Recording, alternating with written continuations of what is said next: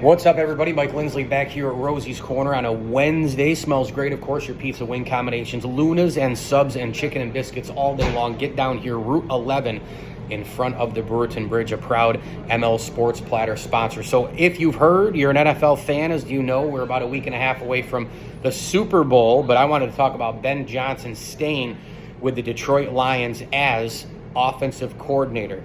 I'm telling you right now, sometimes the job just isn't right for these guys, and I feel like with the Commanders' job and the Seahawks' job, it was twofold. One is reports came out that he asked for a lot of money, and maybe he did that strategically, that if he gets a head coaching job and he gets the pay that he wants, fine. If not, fine. I go back to Detroit. I work on this thing that we got going on with Dan Campbell, the culture. It looks like they're going to pay Jared Goff for at least 2 or 3 more years. He's going to get paid probably a lot of money. You don't want to give him 5 to 8 more, obviously. I think you probably want to cap it at 2 or 3.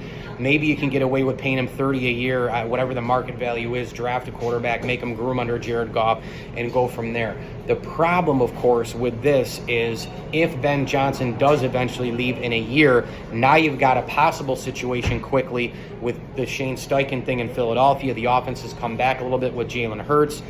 You know, a Lion fan doesn't want to think about that right now because A, you never want to think about it, and B, you're coming off of just a really, really hard loss. I mean, they had that game won.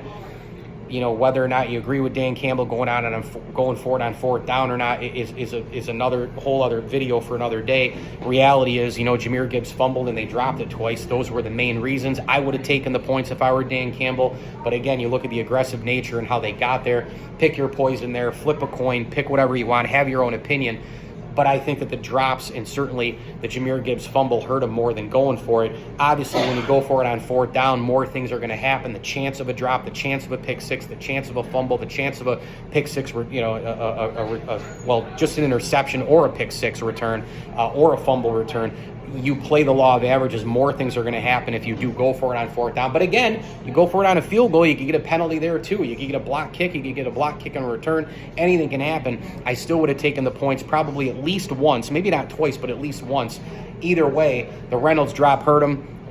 Multiple drops hurt him, and certainly, you know, the Gibbs fumble was an absolute backbreaker as well. But Ben Johnson, OC, you know, look, they just made the Final Four. They won the North Division. They've got cornerstone players all over the football field. They have a defensive end in Aiden Hutchinson. They've got Jahmyr Gibbs at running back, who plays as a Swiss Army knife. You've got a cornerstone wide receiver in terms of Amon-Ra St. Brown as a number 1. They have absolutely, with Brad Holmes as GM, they have struck with draft picks. They have a ton of players on the roster, low money, but high value. And they seem to strike really well in the NFL draft in all rounds there. Think about the deal for Jared Goff, all the draft capital. You turn that into Gibbs and Sam Laporta and a few others. This Lions team right now is roaring, pun intended, despite losing in the conference championship game. And now you get Ben Johnson back, who I thought was a slam dunk to take a head coaching job in Seattle or Washington or somewhere else. And instead, he's going to go back and be OC of the Detroit Lions. Now, the window is open for them to get to a Super Bowl and win a Super Bowl, but remember, it's not that simple. It's not easy to say, well, they just made the NFC Championship game, and even though they lost in gut-wrenching fashion, they'll be back. They'll be back. Well, as Dan Campbell alluded to, and we've learned through the years, it's not that simple. You don't just get back. That's what makes the 90s Bills, as we go through the years, so impressive. Even though they didn't win one Super Bowl, going back and back and back and back, just getting back is so freaking hard in the NFL. Winning, sustainability, all those different things are extremely difficult. Let's see what happens with Detroit moving forward. But if you're a Lions fan, this at least gives you something to feel good about after a heartbreaking loss in the NFC Championship, getting your OC back, a guy who was literally shredding the San Francisco 49ers in the first half, and he was shredding most defenses in 2023 with the amazing RPOs, the play action, all the different things that were going on, 2 tight end sets,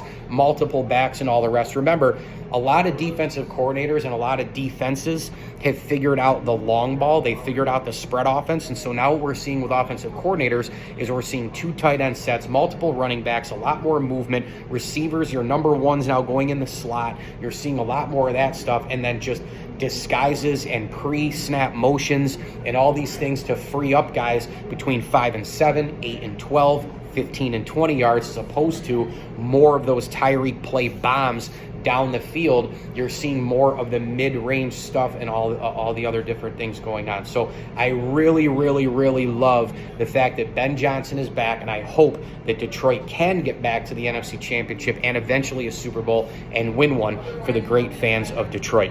Mike Lindsley here, Rosie's Corner. I'm looking around. It's all here. The menu, the wings, the pizza, the hot and cold subs, the chicken and biscuits, the drinks and salads, chocolate milk for the kids in the fridge, all of the amazing other things that you might not think about here at Rosie's, like your BLTs, your chicken tenders, your classic burger. They've got all that on the menu as well here at Rosie's Corner. Have a look at the big board, the big menu. It's all here at Rosie's Corner. So stop by, try the meatball bomber, try the garlic parm wings and the gold fever wings as well. And as I always tell you, enjoy the games.